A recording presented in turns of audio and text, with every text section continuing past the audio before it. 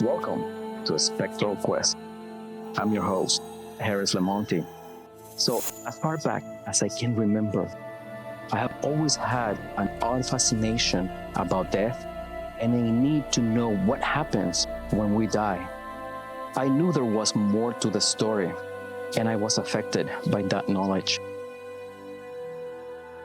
I can remember having strange, unexplained experiences that I now am able to identify as paranormal. This is a program where we will be exploring whether or not we, as the living, can feel, see, hear, or even communicate with the souls that have passed. You may or may not believe in ghosts. I'm not here to sway you in one direction or another.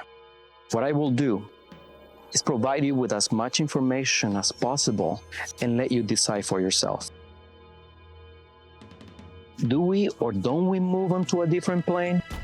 If we do, why have there always been accounts of souls and spirits that seem to still be around us? Do not all of us cross over? If that's the case, then why?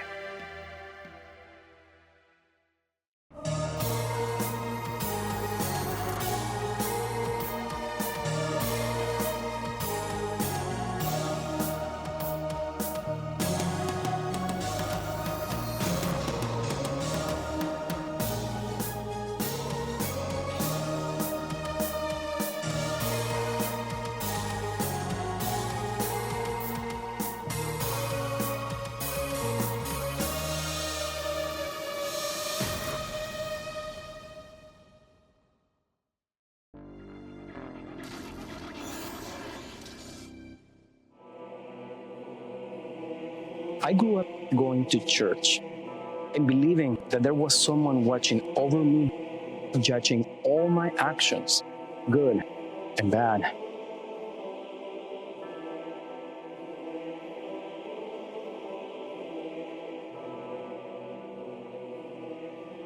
Since I was little, I always remember having questions. What happens when we die? Where do we go? Are there spirits? Why do we fear them?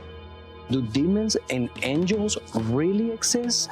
Is there a devil? Is there a God?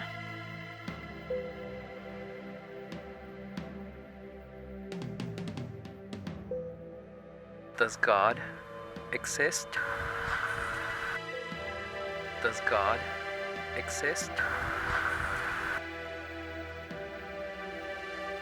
Does Satan exist? Does Satan exist? These specific questions have helped to shape this investigation. Let's begin with, what does paranormal mean?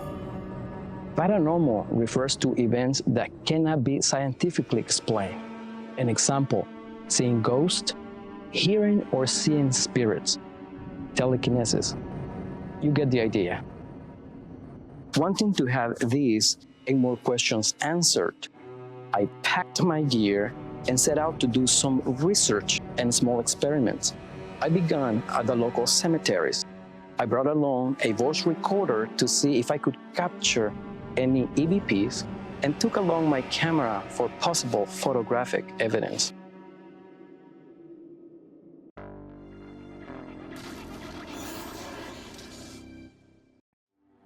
Let's listen to a chilling tale. Liz from Enya, California, has a story from when she was a child, a story that is always with her. My name is Elizabeth, and my story begins when I was about 4 years old, and my family had moved to the town of Martinez, California. At that age, I always realized that I had a keen sense for hearing and seeing things that weren't necessarily normal. I would always see shadows or hear strange noises, but I would always get the reassurance from my parents that it's just the wind. But my most vivid memory of this particular house that we moved to was when I was about 6 years old, and I was left home alone with my sister for a few hours. I remember I picked up a bunch of my brother's toy soldiers, and I brought them to the hallway, and I had propped the door open so I could get some sunlight. While I was playing with the toys, I remember something caught my attention. It was a quick shadow that came across the carpet. So naturally, I looked up, and when I did, right about 10 feet from me at the front porch was a figure of an old man.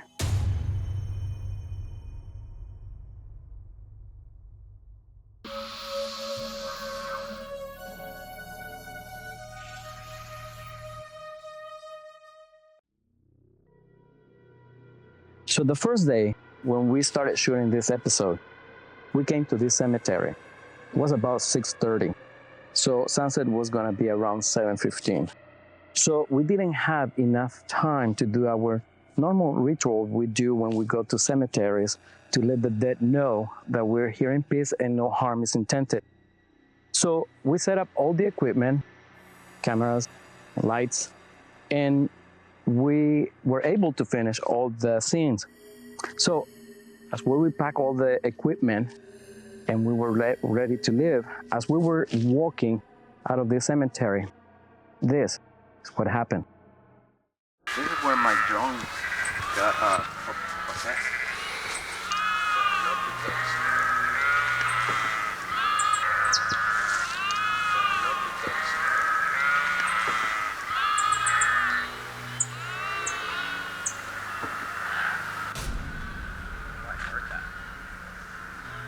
So did I.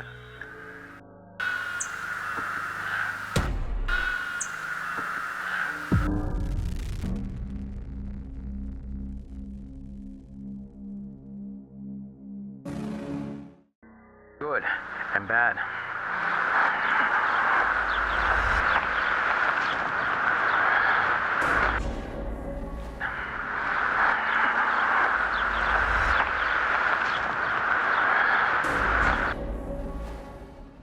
When we were editing an EVP video where we captured a clear voice that everyone heard, we detected a second voice, seeming to respond to a comment I made about an earlier incident we had with the drone.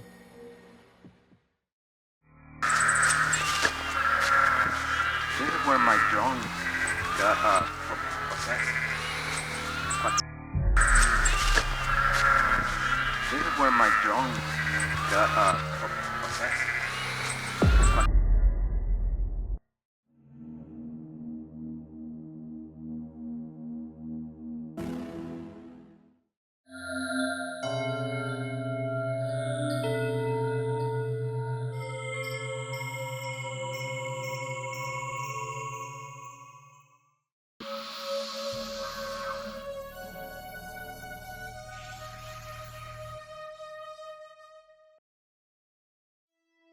Hi, I'm Chelsea Dene. I'm psychic medium empath.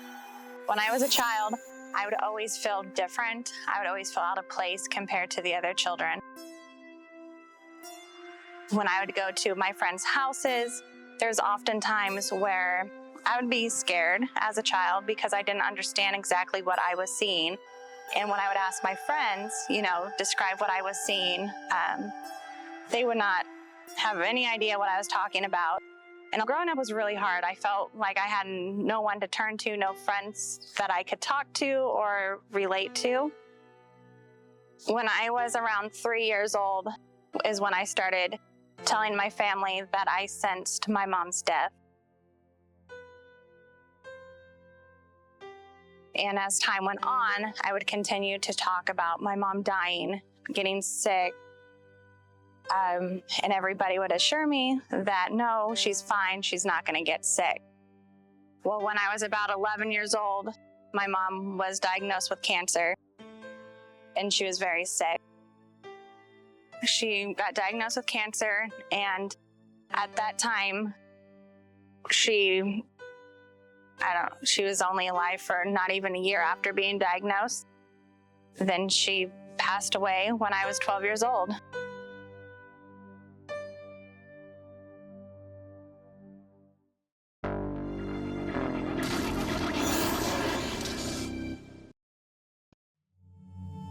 At the beginning of the 21st century, a subject matter became very popular in the mainstream. The paranormal shows quickly produced and broadcast. Most were on the shabby side, while others were staged beyond belief, literally. And some focused on doing investigations that showed only the dark side of the paranormal, subjecting the audience to fear instead of real information. Let's face it, fear sells. It is human nature to fear the unknown. Many are afraid or bothered with the idea of paranormal activity simply because they don't understand it. These various shows certainly didn't help that mindset.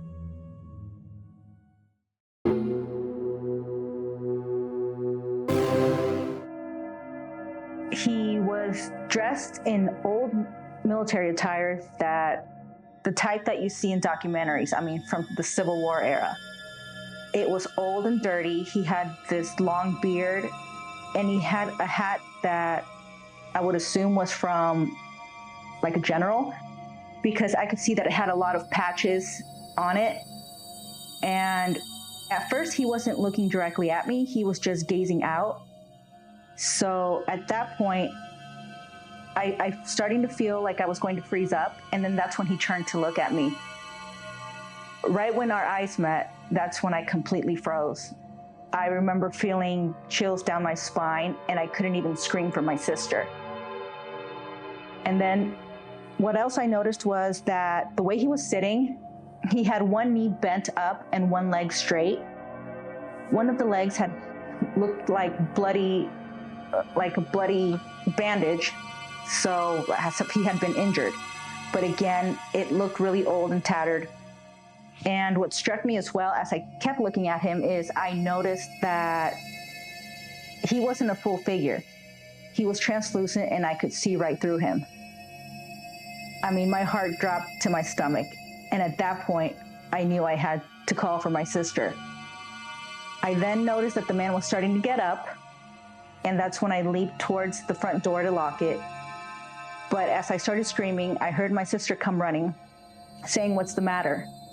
The only thing that I was able to blurt out was, I said, "Hay un viejo," which translates to "there's a man." She didn't question me, and so we both leaned up against the door. And at that point, I was in tears. I could just imagine the man floating through the door to get us, because I knew it was a ghost. I knew that a door between us wouldn't stop him. But we were able to lock the door, and I recall me and my sister screaming, running towards my parents' bedroom down the hall. And we both hid under the covers until my parents came home, which was probably hours later. To this day, we haven't really told our parents what happened, but I do remember asking my sister why she never told anyone. She said that there was no need to, because she knew exactly who I was talking about.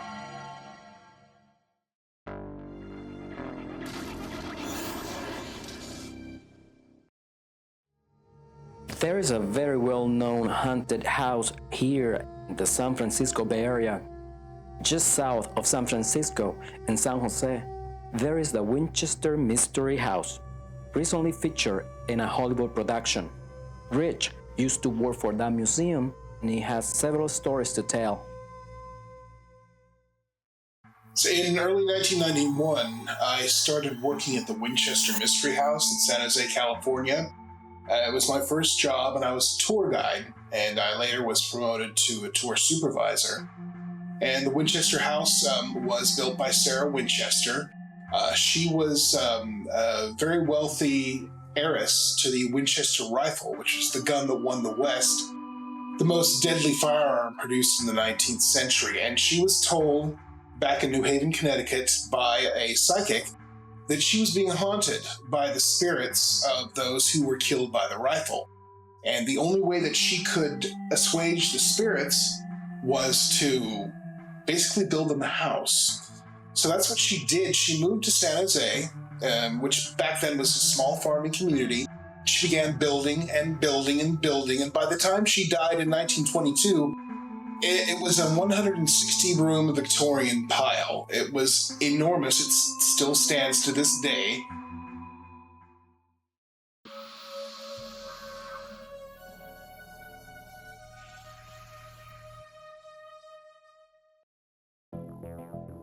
Information about the paranormal activities like what we'll be exploring on this show, at best, have been in limited supply and very difficult to come by. Technology has changed that. Records, documented sources, and many stories are all now at your fingertips. At the click of a button, you can have information on just about anything. Of course, you can't believe everything that is on the internet or put out by the media. I'm sure you're familiar with the term fake news. It's very important to question everything and to do deep investigation about a subject before you can come to an informed conclusion. A lot of people might be thinking, so how do I know if paranormal occurrences are real? Is what I'm looking at or hearing is factual? Well, honestly, there is some subjectiveness involved, and it is relative as to what a person thinks and believes. With most people, faith plays a large part of what we do or don't believe.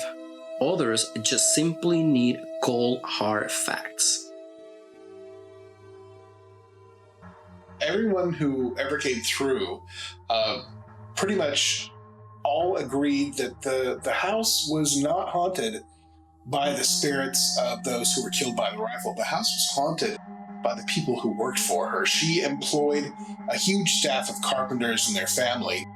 And I can tell you one story that I didn't see the apparition itself, but I know the girl who did. She was a fellow worker, and she was a tour guide.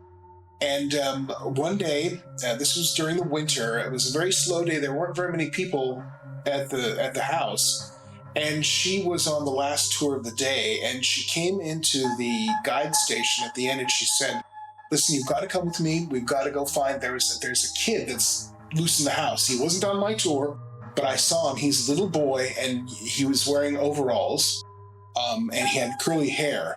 And I tried to get him to come to me, and he just laughed, and he ran off into the house, and he's got to still be in there somewhere." And so I and another guide and Elizabeth went into the house. By this time, the house was supposedly empty. The last tour had already passed through, and we were looking for the kid. And anyway, we looked, and we couldn't find him. I thought that he was probably a kid who probably found his way back to his tour, because we would have heard him. But anyway, there was never any alarm that was tripped. We never found him. That was that. So a month goes by, and I'm with Elizabeth, and we were in, they had a museum that was set up that had all sorts of artifacts and guns and pictures of people who worked there. And Elizabeth and I, the girl who this happened to, were assigned a job of going in and cleaning out that museum. And we found a stack of pictures, and we were going through the old pictures of the farmhands, and suddenly we came across a photo it was a group shot of a lot of her gardeners and their families. It was taken around 1918. And sitting in the middle of this group is a little boy in overalls and had a curly hair. And she just went white. I mean, the blood just drained from her face when she saw the picture of that little boy. I know, because I saw that, and I can remember it as clearly as I am as sitting here now, as clear as day. Elizabeth wasn't the kind of person who was prone to a lot of imagination. I don't think that she was capable of making that up. She saw what she saw.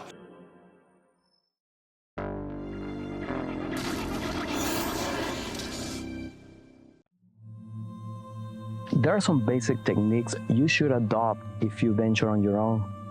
It is very important to remember every time when you contact the dead, you need to let them know that you are coming in peace and no harm is intended, and always ask if you can talk to them. Also, offer them a source of energy, like a lit candle, a glass of water, or burning incense. These are just a few of many items they can use the energy from to communicate with you. Remember, the intention is not to make them mad or provoke them, so no harm could be done to you. A lot of investigations have gone wrong due to the lack of being respectful in this way. In some cases, yes, they can be violent, but those are rare cases. When I contact the dead, I always let them know that I come in peace and I don't mean any ill will. I show them respect and I offer them a source of energy. I have never been threatened or felt as if I were in any kind of danger. All my encounters have been peaceful.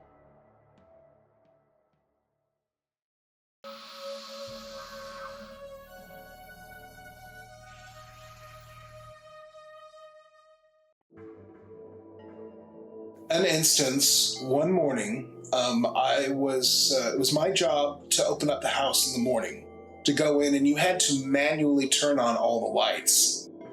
And there was only myself and the manager who was on the property. Nobody else was around, and I was in the house, and I just passed through the room where Mrs. Winchester died. And now, remember, it was just a normal morning for me. I wasn't thinking about anything to creep me out. I was probably thinking about, I don't know, what movie I wanted to see that weekend. It was just a normal morning, but very clearly behind me, someone called my name. And I didn't recognize the voice. I turned and I probably said something like, who is it? Who's that? Who's there?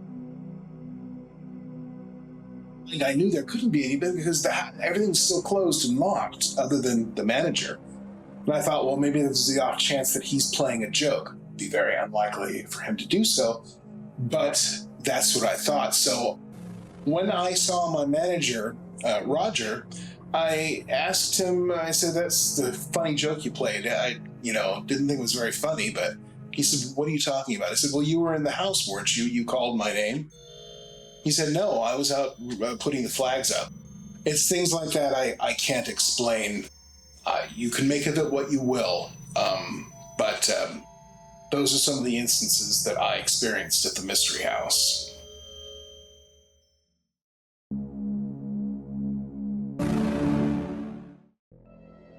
Recently, I went to an abandoned house out in Rio Vista. I was really drawn to this house. Just something about it. I was with a friend and I said, hey, we have to stop here. I really want to connect with, I felt a woman in the house. And so we stopped. We were kind of hesitant because it was completely abandoned and the stairs looked like they were falling, like they were not safe. But we did. We connected to spirit. We got some really amazing EVPs about, I was sensing somebody was bedridden.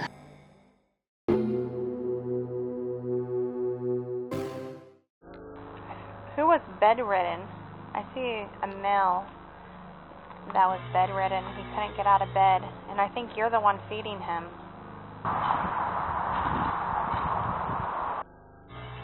Who was bedridden?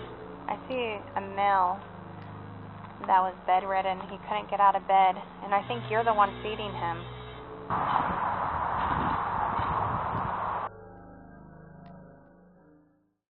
I was sensing a dog, which the EVP said no, they didn't have a dog. Did you have a dog? Did you have a dog?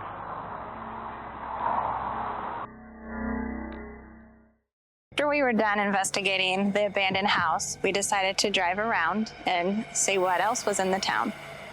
We came across this really beautiful church, and we thought, oh, this would make a great picture for ourselves. So me and the team walked up the stairs, and we sat down to take a picture, and something told us that let's try some EVPs and see what we can get, if we can get any. And the EVPs we got would probably be pretty disturbing to some people.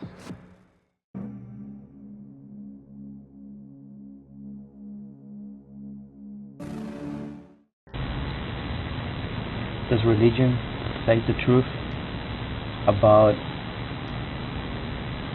humanity?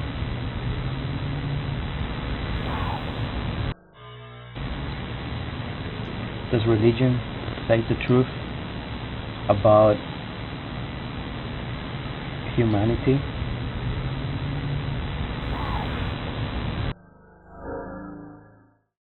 Once we started walking to the back of the church, we immediately started feeling like we were followed. When we got to the corner of the church, I kept hearing condemned. And on one of the EVPs that we got, the spirit actually says, yes, condemned.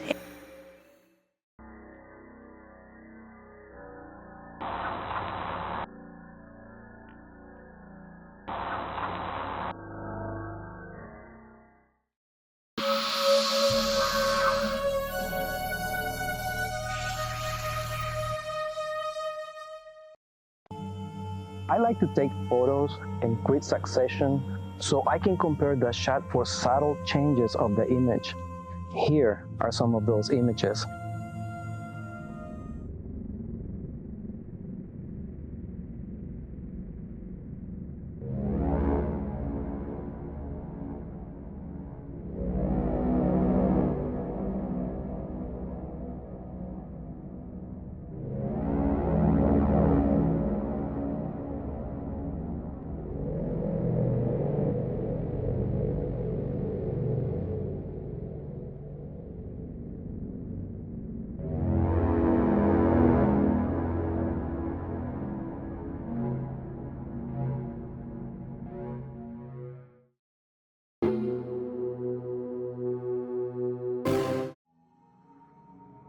She told me that she had seen this man, and it was more than on one occasion.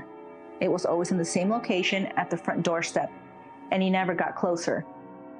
But she was able to describe him down to the T, from the old military clothes to the hat with the patches, his face that just looked so tired, and even down to the bandage on his leg. At that point, she picked out details that I hadn't because I was probably just too scared to remember. But she remembered looking down at his boots, and she said that they were caked with mud and all of the laces had come undone. So at that point, I realized that we had both experienced the same thing, seen the same thing. And it just makes us sad to know that maybe this man is still lost. And just to know that we are not alone. Many questions have been asked and hopefully answered. You know now what an EVP is and how it takes a sensitive ear to pick up what is there, always around us, just beyond our perception. I'm sure that from here forward, you will look at videos or photos with a more discerning eye, knowing not to discount a strange blur, an odd bright spot or orb as a mere production flaw. The interview with Rich, giving us his personal accounts of spirits roaming the Winchester house, was intriguing, as was the chilling spectral vision experienced by Liz when she was a child, an experience that stays with her and her sister to this day. Spectral Quest would love to hear your stories, investigate your evidence of life after death, so please feel free to contact us. Who knows, we may use your spectral connection on a future episode. Until next time, I'm your host, Harris Lemonti, and this has been Spectral Quest.